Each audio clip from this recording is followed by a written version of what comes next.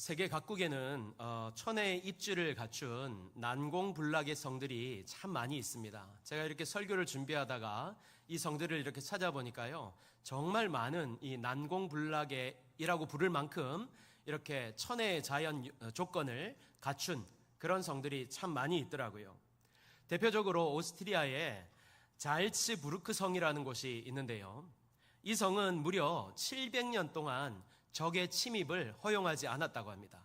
그러니까 무려 700년 동안, 별로 안 놀라시는데 700년 동안 다른 외적의 침입이 전혀 이렇게 침입할 수 없고 점령할 수 없었다는 것입니다. 우리나라에도 이런 성이 몇 군데 있긴 한데요, 대표적으로 삼년산성이 있습니다. 이것도 역시 신라 최고의 난공불락의 요새였습니다.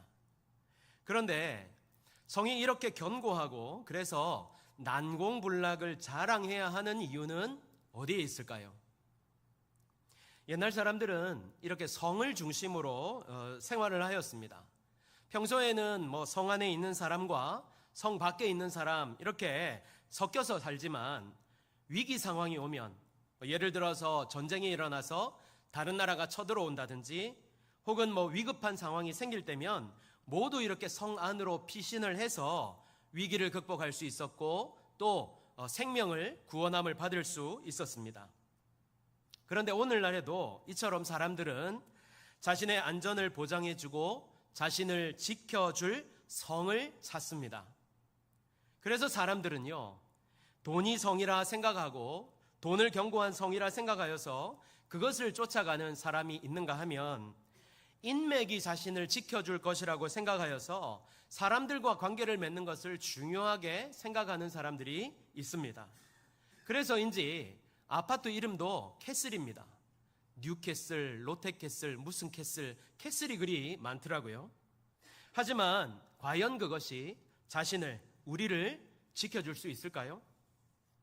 엊그제 베네수엘라에 큰 지진이 일어났습니다. 이 지진 때문에 일본뿐만 아니라 많은 나라가 영향을 받았는데요, 근데 지진 영상을 보니까 높은 이런 고층 아파트 같은 건물이 한순간에 이렇게 무너져 내리는 것을 제가 볼 수 있었습니다. 여러분, 이게 무슨 말일까요? 무슨 뜻일까요? 인간이 아무리 높고 견고한 그야말로 난공불락의 요새를 만든다 한들 하나님의 심판 앞에서는 아무것도 아니라는 것을 하나님께서 미리 보여주시는 것입니다. 다시 말해서 우리가 이 땅에 의지하는 그 어떤 것이라도 그것은 결코 마지막 날에 우리의 피난처가 될 수 없다는 사실을 미리 우리에게 가르쳐 주고 있는 것입니다. 오늘 본문에는 하나님의 홍수 심판이 나옵니다. 이 홍수 심판으로 인해서 이 땅에 있는 모든 것이 물속으로 사라져 버렸습니다. 그들이 그토록 의지했던 그 모든 것들이 다 수장되고 다 사라져 버리고 말았습니다. 그런데 이 무서운 홍수 심판 가운데도 살아남은 단 하나의 피난처가 오늘 소개되고 있습니다. 그것이 바로 노아의 방주입니다. 오늘은 우리가 노아의 방주를 함께 살펴보게 될 텐데, 지금 이 방주를 보면서 지금 나는 무엇을 의지하고 살고 있는지를 돌아보면서 이 마지막 때를 사는 우리가 어떻게 해야 진정한 구원을 받을 수 있는지 함께 살펴보면서 은혜를 받는 귀한 시간이 되었으면 좋겠습니다. 에덴 동산에서 쫓겨난 이 아담과 하와의 후손들은요, 이제 막 이렇게 번성하면서 이 사람들이 온 땅에 퍼져나가기 시작했습니다. 그런데 한 가지 문제가 있었습니다. 사람들의 수가 많아지면서 그들이 모두 하나님을 섬기고 경외하면서 그렇게 살아간 것이 아니라 죄악이 함께 커져나갔다는 것입니다. 죄악도 함께 커져나갔습니다. 당시 상황을 6장 11절에서 이렇게 말씀합니다. 그때에 온 땅이 하나님 앞에 부패하여 포악함이 땅에 가득한지라.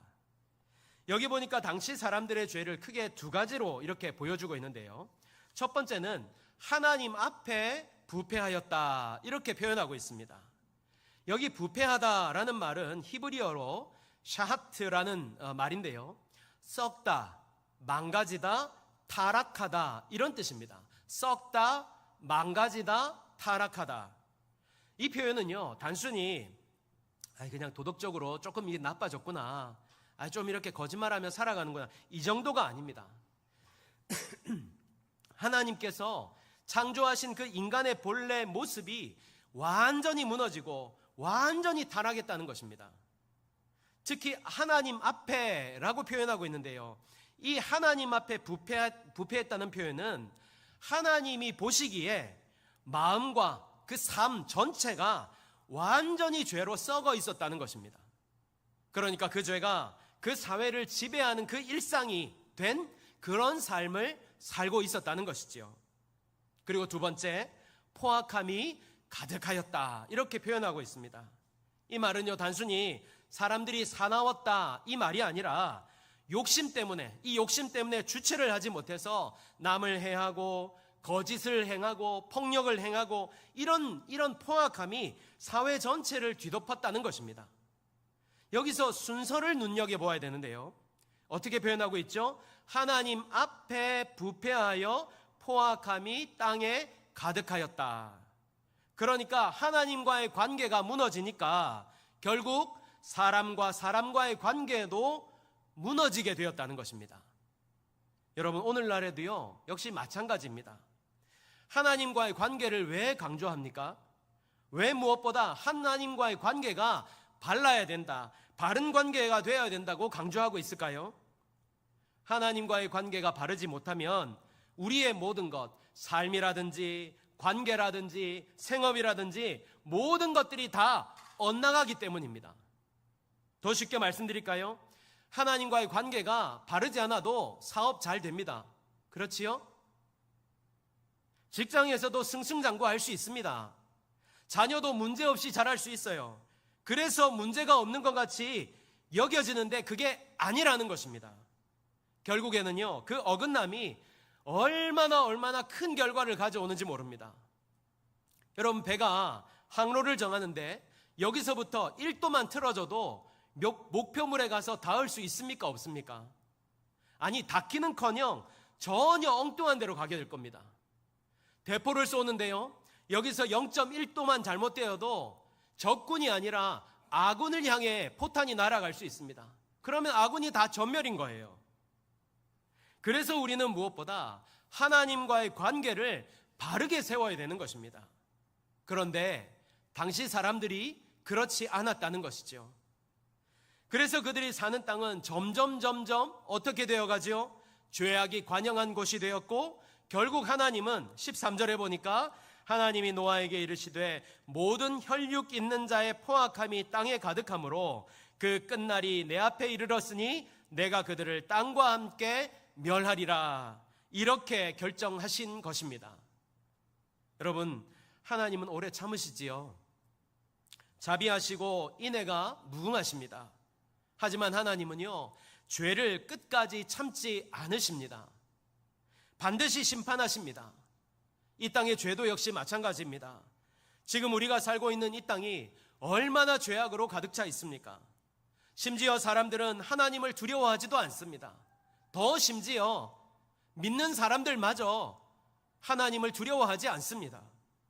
자기 마음이 원하는 대로 죄를 짓고 부패하고 포악하며 그렇게 살아가고 있습니다. 이 당시에도 그랬습니다. 얼마나 부패했는지 모르지만 하나님께서 심판하지 않으실 수 없을 만큼 부패하였다는 것을 알 수 있습니다. 그런데 이러한 때에 한 사람, 노아라는 이 한 사람에게 이런 말씀을 주십니다. 14절에 보니까요, 너는 고페르 나무로 너를 위하여 방주를 만들되 그 안에 칸들을 막고 역청을 그 안팎에 칠하라. 노아에게 방주를 만들라, 이렇게 말씀하고 있는 것입니다. 여러분, 이게 무슨 뜻인지 아시겠습니까? 앞서도 말씀드렸지만 하나님은요, 죄를 그냥 두고 보시는 분이 아닙니다.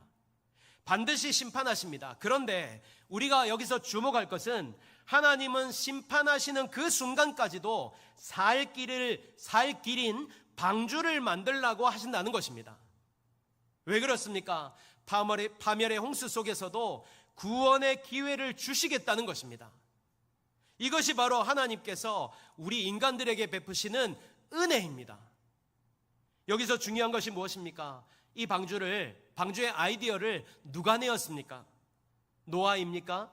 그 아들들입니까? 아닙니다. 바로 하나님이시죠. 심지어 하나님은요, 재료부터 시작해서 방주에 바를 것까지 모두 다 일일이 철저하게 준비하셨습니다.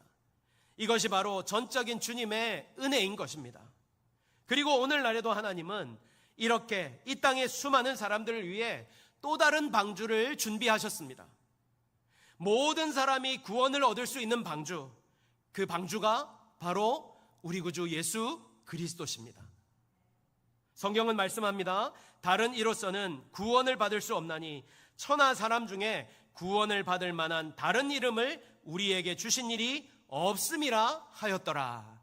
아멘. 그리고 예수님께서도 친히 말씀하셨습니다. 예수께서 이르시되 내가 곧 길이요 진리요 생명이니 나로 말미암지 않고는 아버지께로 올 자가 없느니라. 아멘. 이 생명의 방주를 오늘 저와 여러분에게 주신 것입니다. 할렐루야. 자, 방주는 준비되었습니다. 그렇다면 이제 우리는 무엇을 해야 될까요? 첫 번째, 방주 안으로 들어가야 살 수 있습니다. 오늘날 교회를 다니는 수많은 사람들의 착각이 무엇입니까? 구원받았다는 거예요. 나는 구원받았다는 것입니다. 특히 큰 교회를 다닐수록 그 큰 교회를 다니는 사람에게서 많이 나타나는 현상인데 어떤 선민사상 같은 걸 갖고 있습니다. 마치 구원을 보장받은 것 같이 살아갑니다. 그런데 정말 그럴까요? 정말로 교회를 다니면 구원을 받습니까? 방주를 바라보고 있으면 구원을 받을까요? 아닙니다. 방주 안으로 들어가야 됩니다. 예수님 안으로 들어가야 됩니다. 요한복음 15장 6절을 보면요, 사람이 내 안에 거하지 아니하면 가지처럼 밖에 버려져 마르나니 사람들이 그것을 모아다가 불에 던져 사르느니라. 이게 무슨 말입니까? 예수님 안에 있을 때야 우리가 살 수 있다는 것입니다. 그래서 예수님은 4절에서 내 안에 거하라 나도 너희 안에 거하라 가지가 포도나무에 붙어 있지 아니하면 스스로 열매를 맺을 수 없음 같이 너희도 내 안에 있지 아니하면 그러하리라. 이렇게 말씀하고 있는 거예요. 그런데 도대체 이 지금 거한다고 예수님이 말씀하고 있는데 이 거한다는 뜻이 무슨 말일까요? 무슨 뜻일까요? 여러분, 방주에 들어가는 것은요, 한 번으로 끝나는 사건이 아닙니다. 그렇지 않습니까? 우리가 방주에 들어갑니다. 그러면 한 번 들어갔다 나오고 이게 끝입니까? 홍수가 끝날 때까지 방주라는 이 공간 안에서 먹고 자고 생활하면서 그 안에서 사는 것을 의미합니다. 그러니까 우리가 예수님 안에 거한다는 것은 그저 주일날 교회에 와서 예배드리고 그것으로 끝나는 것이 아니라 그 다음의 삶, 매일 삶 가운데 주님과 함께하는 삶, 말씀을 지켜 행하고 기도하면서 주님의 뜻을 구하는 삶, 그 삶을 의미하는 것입니다. 날마다 주님을 인식하고 주님과 함께하는 그런 삶을 살아가는 것, 그것이 바로 방주 안에 거하는 삶과 같은 것입니다. 한 가지 꼭 기억하셔야 될 것이 있습니다. 여러분, 방주 안이 편하겠습니까? 방주 밖이 편하겠습니까? 방주 안이 자유하겠습니까? 방주 밖이 자유롭겠습니까? 당연히 방주 밖이지요. 내 마음대로 할 수 있습니다. 내가 원하는 대로 살 수 있습니다. 좋은 것, 아름다운 것, 내 마음에 만족하는 것 다 누리며 살 수 있습니다.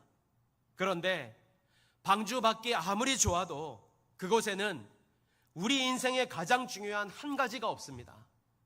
바로 구원입니다. 방주 밖에는 구원이 없습니다. 비록 불편하고 힘들어도 어려워도 지켜야 할 규칙이 있고 내 마음대로 하지 못한다 해도 방주 안에 있을 때 구원의 은혜를 누릴 수 있게 되는 것입니다. 여러분, 우리가 예수님 안에 산다고 하는 것은요, 결코 쉬운 일이 아닙니다.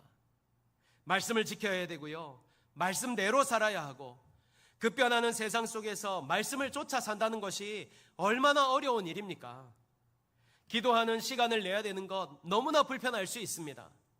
그러나 내 마음대로 하고 싶은 그 본성을 내려놓고 주님의 그 그늘 아래 있을 때 세상은 도무지 알 수 없고 줄 수도 없는 주님의 그 풍성함의 비밀을 비로소 깨달을 수 있습니다.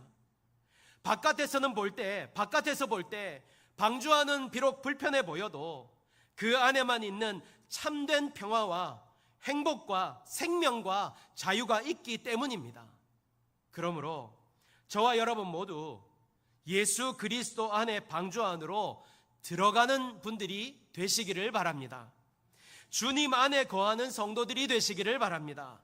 그래서 그 안에서 구원의 기쁨을 누릴 뿐만 아니라 참된 자유와 평화를 누리며 살아가는 성도들이 되시기를 예수님의 이름으로 축복합니다.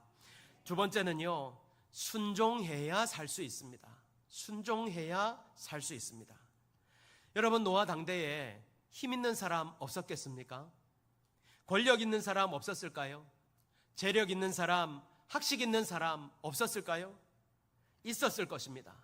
그런데 그들은 그 권력을 가지고도, 재력을 가지고도, 학력을 가지고도 모두 방주에 들어가지 못했습니다. 아니, 들어가지 않았다는 표현이 더 맞을지 모릅니다.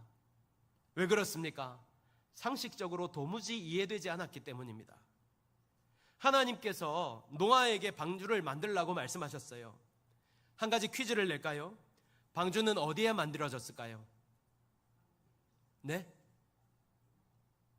이제는 아시니까 그죠? 대답을 잘 못하시는 거죠. 어디에 만들어졌을까요? 대답하지 않으시겠다. 네. 성경에는요, 어느 곳이라고 확실히 지칭하는 곳이 나오지 않습니다. 다만 창세기 7장 17절을 근거로 산 위에 지어졌을 거라고 추정을 하는데요.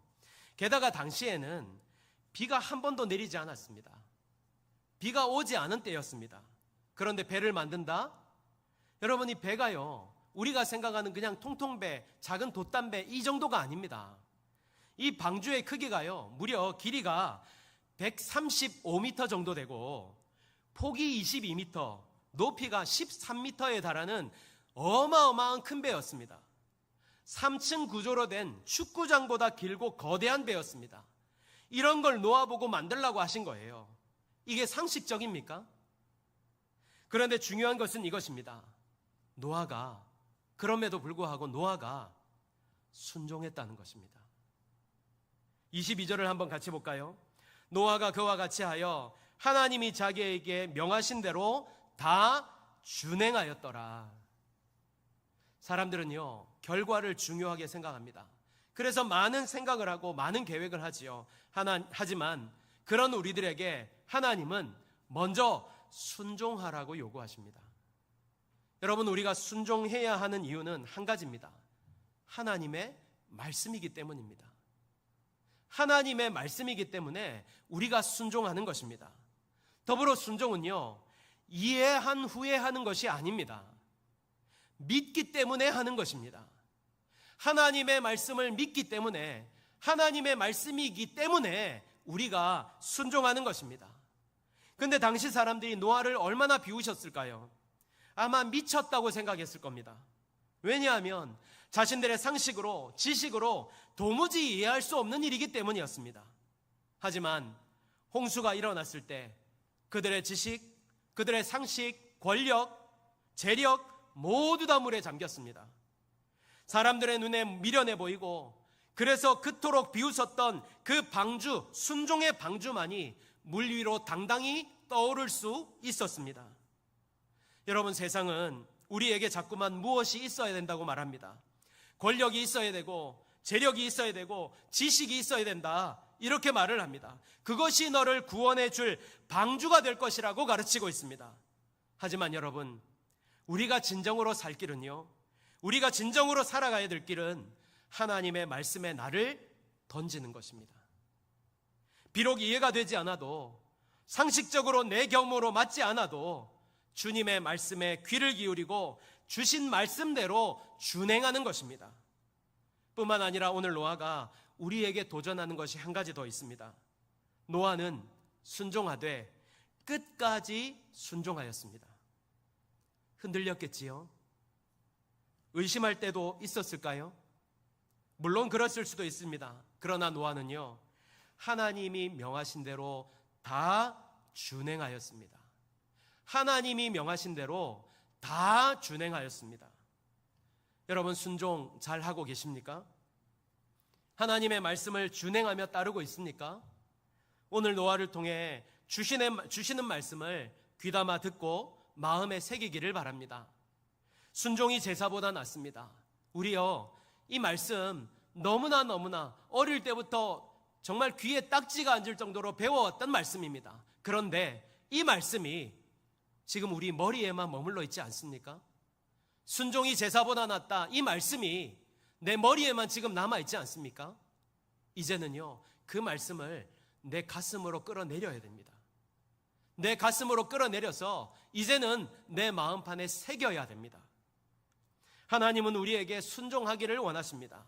내 경험, 나이, 직분 다 내려놓고 말씀 앞에 순종하십시오. 그것이 우리가 주님께로부터 복을 받는 비결이며 주님과 동행하며 살아갈 수 있는, 그리고 끝내는 구원의 길로 인도하는 은혜가 될 것입니다. 그러므로 저와 여러분 모두가 순종하되 끝까지 순종하는 믿음의 사람이 되기를 바랍니다. 노아와 같이 다 준행하는 신실한 사람이 되기를 바랍니다. 그럴 때 우리는 멸망하는 이 세상 가운데도 방주 위에 높이 들림 받는, 그 안에서 안전함과 평안함을 누리며 살아갈 수 있는 성도들이 되어질 줄 믿습니다. 이 믿음으로 오늘도 내게 주시는 말씀대로 준행하는, 다 준행하는 성도들이 되시기를 예수님의 이름으로 축복합니다. 아멘. 말씀을 맺겠습니다. 사람들은 예나 지금이나 자신을 지켜줄 성을 찾습니다. 하지만 이 땅의 모든 성이 그러하듯 우리를 끝까지 보호하고 지켜주고 구원해줄 성은 없습니다. 그러나 하나님은 그 어떤 심판의 폭우와 지진 속에서도 결코 무너지지 않고 나를 지켜주고 구원해줄 유일한 피난처, 구원의 방주를 우리에게 허락해 주셨습니다. 그분이 바로 우리 구주 예수 그리스도십니다. 근데 문제는요, 그냥 보기만 해서는 안 된다는 거예요. 그냥 구경만 해서는 안 된다는 거예요. 그냥 알고만 있어서도 안 된다는 것입니다. 제가 참 안타까운 것은요, 구원의 방주가 이렇게 준비되어 있는데 그저 그냥 밖에서 아직도 여전히 멀뚱멀뚱 그냥 쳐다보고만 계신 분이 있더라는 것입니다. 여러분, 혹시 여러분도 그런 분들이 아닙니까? 아직도 여전히 세상이 더 좋고 세상에 볼 것이 더 많고 그래서 그곳에 마음을 쏟고 살아가고 있지는 않습니까? 여름철만 되면요, 강가에 다슬기를 줍다가 돌아가시는 그런 안타까운 사고를 우리가 뉴스에서 매년 이렇게 접하게 됩니다. 근데 그들이 왜 그렇게 허망하게 돌아가시는 겁니까? 강은 점점 깊어가는데 그 위험한 데로 들어가는데도 당장 내 눈앞에 그 다슬기에 온통 마음을 빼앗겨서 결국에는 자기 그 소중한 목숨을 잃어버리게 되는 것입니다. 창세기 7장 16절에 이렇게 말씀합니다. 하나님이 그에게 명하신 대로 들어가매 여호와께서 그를 들여보내고 문을 닫으시느니라. 하나님께서 그를 들여보내고 문을 친히 닫으셨습니다. 노아가 닫은 게 아니에요. 하나님께서 그 문을 닫으시는 날이 반드시 온다는 경고의 말씀을 주고 있는 것입니다. 여러분, 우리는 더 늦기 전에 구원의 방주이신 예수님께로 나와야 됩니다.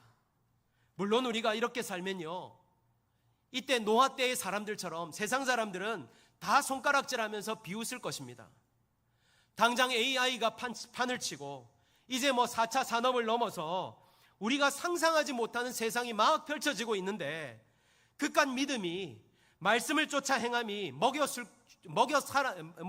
살려줄 것 같으냐고 팔짱을 끼면서 비웃을 것입니다. 예수님이 밥 먹여주냐고 그렇게 우리를 조롱할 것입니다. 그러나 여러분, 그 비웃음이 비가 내리는 그날에 방주를 두드리며 슬피 우는 통곡이 될 것입니다. 그날은 반드시 올 것입니다. 그러므로 그날에 우리가 함께 통곡하는 자가 되지 않기 위해서는 내 뜻과 내 마음, 세상이 주는 것을 따라가는 삶이 아니라 날마다 말씀과 기도로 주님과 동행하는 방주 안의 삶을 시작해야 됩니다. 더 늦기 전에 시작해야 됩니다. 비록 내 머리로 다 이해되지 않아도 하나님의 말씀이기 때문에 묵묵히 방주를 지었던 노아처럼 오늘도 주님의 말씀을 붙잡고 그 말씀대로 살아가는 사람이 되어야 합니다. 이번 한 주간 저와 여러분 모두가 우리에게 허락하신 이 구원의 방주 대신 예수님 안으로 들어가서 예수님과 동행하며 살아갈 수 있는 성도들이 되시기를 간절히 소망합니다. 주님의 말씀을 준행하는 한 주가 되기를 바랍니다. 그래서 주님이 주시는 예수님 안에 참된 평화와 안식과 구원의 은혜를 누리면서 살아갈 수 있는 성도들이 되시기를 예수님의 이름으로 축복합니다. 아멘.